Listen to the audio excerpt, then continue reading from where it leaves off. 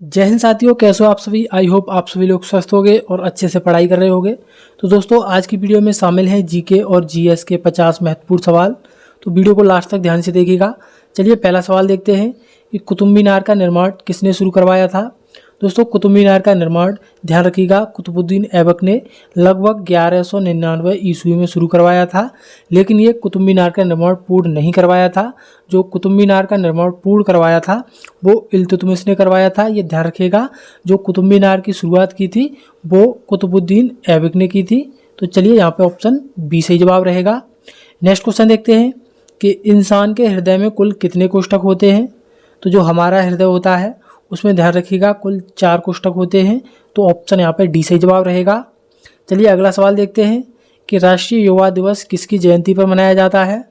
तो जो राष्ट्रीय युवा दिवस मनाया जाता है वो हर साल, ध्यान रखिएगा, 12 जनवरी को मनाया जाता है। और ये ध्यान रखिएगा स्वामी विवेकानंद जी की जयंती पर मनाया जाता है। तो ऑप्शन यहाँ पे सी सही जवाब रहेगा। चलिए नेक्स्ट क्वेश्चन देखते हैं कि विश्व पर्यावरण दिवस कब मनाया जाता है। तो जो विश्व पर्यावरण दिवस मनाया जाता है वो हर साल 5 जून को मनाया जाता है। तो ऑप्शन यहाँ पे डी सही जवाब रहेगा। नेक्स्ट क्वेश्चन देखते हैं कि भारत की पहली महिला राष्ट्रपति कौन थी। भारत की पहली महिला राष्ट्रपति प्रतिभा पाटिल थी, जो कि 2007 से लेकर के 2012 तक भारत की पहली महिला राष्ट्रपति थी। तो चलिए नेक्स्ट क्वेश्चन देखते हैं कि विटामिन डी का सबसे मुख्य प्राकृतिक स्रोत क्या है। दोस्तों ध्यान रखिएगा, विटामिन डी का सबसे मुख्य प्राकृतिक स्रोत सूर्य का प्रकाश है। तो ऑप्शन यहाँ पे सी सही जवाब रहेगा। नेक्स्ट क्वेश्चन देखते हैं कि दिल्ली का लाल किला किसने बनवाया था।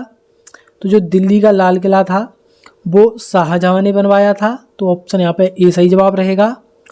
नेक्स्ट क्वेश्चन देखते हैं कि गुलाबी क्रांति का संबंध किससे है।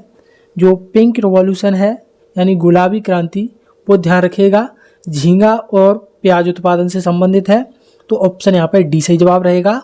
चलिए नेक्स्ट क्वेश्चन देखते हैं कि भारत का राष्ट्रीय फल कौन सा है। तो भारत का राष्ट्रीय फल आम है। तो ऑप्शन यहाँ पे सी सही जवाब रहेगा। चलिए नेक्स्ट क्वेश्चन देखते हैं कि शिक्षक दिवस प्रतिवर्ष कब मनाया जाता है। दोस्तों, शिक्षक दिवस प्रतिवर्ष, ध्यान रखिएगा, 5 सितंबर को मनाया जाता है। तो यहाँ पे ऑप्शन बी सही जवाब रहेगा। और ये डॉक्टर सर्वपल्ली राधाकृष्णन की जयंती पर मनाया जाता है, ये भी ध्यान रखिएगा। चलिए नेक्स्ट क्वेश्चन देखते हैं कि द्वितीय बौद्ध संगीति का आयोजन कहाँ हुआ था। जो द्वितीय बौद्ध संगीति हुई थी वो, ध्यान रखिएगा, वैशाली में हुई थी। तो ऑप्शन यहाँ पे सी सही जवाब रहेगा। अगला सवाल देखते हैं कि प्रयाग प्रशस्ति यानी इलाहाबाद स्तंभ लेख की रचना किसने की थी। दोस्तों ध्यान रखिएगा, इलाहाबाद स्तंभ लेख को प्रयाग प्रशस्ति नाम से जाना जाता है और इसकी रचना हरिसेन ने की थी। तो ऑप्शन यहाँ पे बी सही जवाब रहेगा। नेक्स्ट क्वेश्चन देखते हैं कि गुलाम वंश का वास्तविक संस्थापक किसे माना जाता है। जो गुलाम वंश का वास्तविक संस्थापक थे वो इल्तुतमिश थे। तो ऑप्शन यहाँ पे सी सही जवाब रहेगा। चलिए नेक्स्ट क्वेश्चन देखते हैं कि संविधान का अनुच्छेद 17 किससे संबंधित है। जो संविधान का अनुच्छेद 17 है वो अस्पृश्यता के अंत से संबंधित है। तो ऑप्शन यहाँ पे डी सही जवाब रहेगा। नेक्स्ट क्वेश्चन देखते हैं कि भारतीय राष्ट्रीय कांग्रेस के प्रथम अध्यक्ष कौन थे। तो दोस्तों ध्यान रखिएगा, भारतीय राष्ट्रीय कांग्रेस की स्थापना 1885 में हुई थी, जिसके पहले अध्यक्ष जो थे वे व्योमेश चंद्र बनर्जी थे। तो ऑप्शन यहाँ पे सी सही जवाब रहेगा। नेक्स्ट क्वेश्चन देखते हैं कि गदर पार्टी की स्थापना सैन फ्रांसिस्को में किसने की थी। जो गदर पार्टी की स्थापना हुई थी वो सैन फ्रांसिस्को शहर में हुई थी और ये लाला हरदयाल सिंह ने की थी। तो ऑप्शन यहाँ पे ए सही जवाब रहेगा। चलिए नेक्स्ट क्वेश्चन देखते हैं कि भारतीय रिजर्व बैंक की स्थापना कब हुई थी। दोस्तों, भारतीय रिजर्व बैंक यानी आरबीआई की स्थापना 1 अप्रैल 1935 को हुई थी। तो ऑप्शन यहाँ पे सी सही जवाब रहेगा। और जो आरबीआई का राष्ट्रीयकरण हुआ था वो 1949 को हुआ था, ये भी आपको ध्यान रखना है। चलिए नेक्स्ट क्वेश्चन देखते हैं कि जिम कॉर्बेट राष्ट्रीय उद्यान किस राज्य में स्थित है। दोस्तों, जो जिम कॉर्बेट राष्ट्रीय उद्यान है वो भारत का पहला राष्ट्रीय उद्यान है और ये उत्तराखंड में स्थित है। तो ऑप्शन यहाँ पे बी सही जवाब रहेगा। चलिए नेक्स्ट क्वेश्चन देखते हैं कि भूदान आंदोलन की शुरुआत किसने की थी। जो भूदान आंदोलन की शुरुआत की थी वो विनोबा भावे ने शुरू की थी। तो ध्यान रखिएगा, ऑप्शन यहाँ पे सी सही जवाब रहेगा।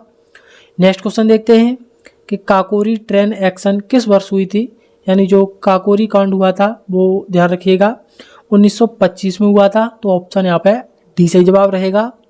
नेक्स्ट क्वेश्चन देखते हैं कि संविधान के अनुच्छेद 21A में क्या प्रावधान है। तो जो भारतीय संविधान में अनुच्छेद 21A है उसमें 6 से 14 वर्ष के बच्चों को निःशुल्क एवं अनिवार्य शिक्षा का अधिकार है। तो ध्यान रखिएगा यहाँ पे ऑप्शन बी सही जवाब रहेगा। अगला सवाल है कि नर्मदा नदी का उद्गम स्थल कहाँ है। जो नर्मदा नदी का उद्गम स्थल है वो अमरकंटक है। तो ऑप्शन यहाँ पे सी सही जवाब रहेगा। चलिए अगला सवाल देखते हैं कि प्रसिद्ध ग्रंथ नाट्यशास्त्र के रचयिता कौन है। दोस्तों ध्यान रखिए नाट्यशास्त्र ग्रंथ के रचयिता भरत मुनि है। तो ऑप्शन यहाँ पे डी सही जवाब रहेगा। अगला सवाल है हमारा कि अंतर्राष्ट्रीय पृथ्वी दिवस कब मनाया जाता है। तो जो अंतर्राष्ट्रीय पृथ्वी दिवस मनाया जाता है वो हर साल 22 अप्रैल को मनाया जाता है। तो ऑप्शन यहाँ पे ए सही जवाब रहेगा। नेक्स्ट क्वेश्चन देखते हैं कि सर्वोच्च न्यायालय के न्यायाधीशों की सेवानिवृत्ति आयु क्या है। तो जो सर्वोच्च न्यायालय यानी सुप्रीम कोर्ट के न्यायाधीश होते हैं उनकी सेवानिवृत्ति आयु ध्यान रखिएगा 65 वर्ष होती है। तो ऑप्शन यहाँ पे सी सही जवाब रहेगा। नेक्स्ट क्वेश्चन देखते हैं कि सत्यमेव जयते वाक्य किस उपनिषद से लिया गया है। तो जो सत्यमेव जयते है वो ध्यान रखिएगा मुंडक उपनिषद से लिया गया है। तो ऑप्शन यहाँ पे सी सही जवाब रहेगा। नेक्स्ट क्वेश्चन है हमारा कि चोल वंश का संस्थापक कौन था। दोस्तों ध्यान रखिए चोल वंश की स्थापना विजयालय के द्वारा की गई थी। तो ऑप्शन यहाँ पे बी सही जवाब रहेगा। नेक्स्ट क्वेश्चन देखते हैं कि गौतम बुद्ध ने अपना पहला उपदेश कहाँ दिया था। गौतम बुद्ध ने अपना पहला उपदेश सारनाथ में दिया था जो कि ध्यान रखिएगा धर्म चक्र प्रवर्तन कहलाया था। क्या कहलाया था? धर्म चक्र प्रवर्तन। ध्यान रखिएगा ऑप्शन यहाँ पे सी सही जवाब रहेगा। चलिए नेक्स्ट क्वेश्चन है कि हड़प्पा सभ्यता की खोज 1921 में किसने की थी।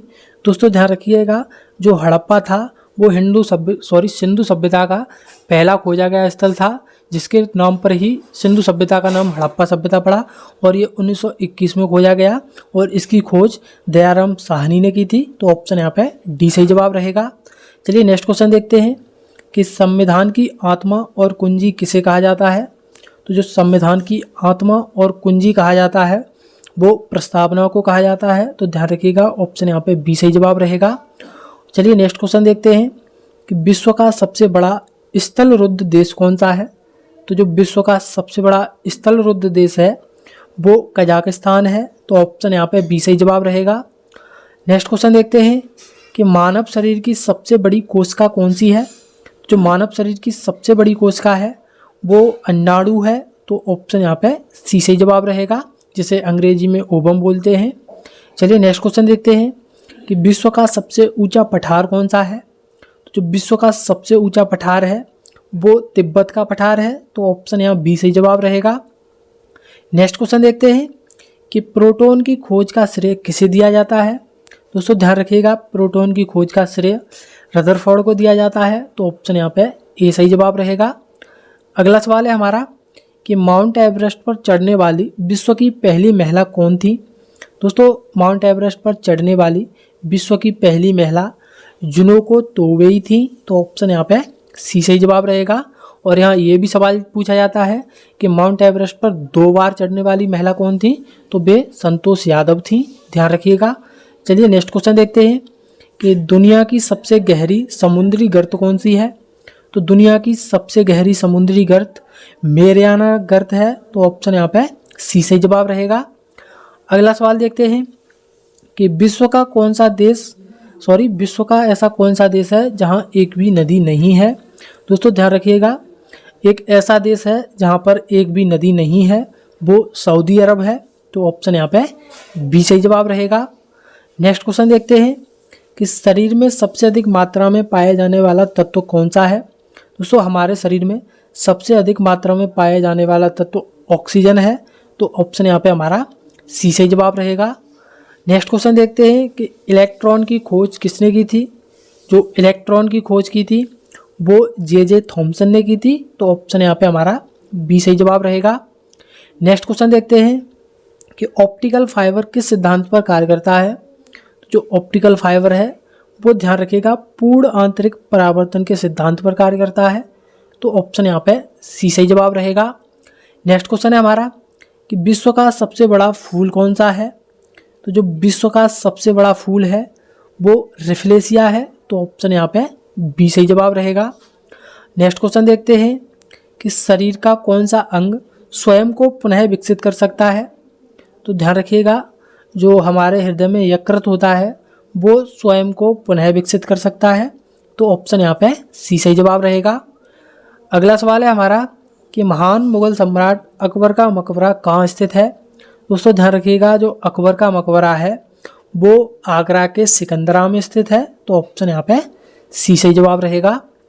अगला सवाल है हमारा कि किस देश को हजारों झीलों की भूमि कहा जाता है। तो जो हजारों झीलों की भूमि कहा जाता है वो फिनलैंड को कहा जाता है। तो ऑप्शन यहाँ पे सी सही जवाब रहेगा। नेक्स्ट क्वेश्चन देखते हैं कि HTML का पूर्ण रूप क्या है।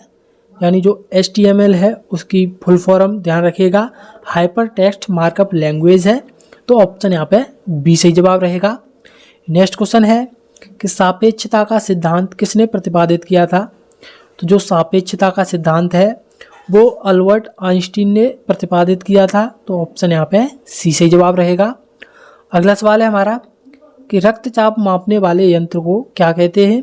यानी जो हमारे शरीर का जो ब्लड प्रेशर मापता है उस यंत्र को हम स्फिग्मोमैनोमीटर कहते हैं। तो ऑप्शन यहाँ पे हमारा बी सही जवाब रहेगा। नेक्स्ट क्वेश्चन है कि अंतर्राष्ट्रीय श्रम संगठन का मुख्यालय कहाँ स्थित है। जो अंतर्राष्ट्रीय श्रम संगठन है ध्यान रखिएगा उसका मुख्यालय जेनेवा में स्थित है। तो ऑप्शन यहाँ पे डी सही जवाब रहेगा। नेक्स्ट क्वेश्चन देखते हैं कि भारत का पहला राष्ट्रीय उद्यान कौन सा था। तो इसका जवाब आपको कमेंट करना है। चलिए हम अपना नेक्स्ट क्वेश्चन देखते हैं कि सामान्य कांच मुख्य रूप से किसका मिश्रण होता है। ध्यान रखिएगा जो सामान्य कांच होता है वो मुख्य रूप से सिलिका, सोडा और चूना का मिश्रण होता है। तो ऑप्शन यहाँ पे डी सही जवाब रहेगा।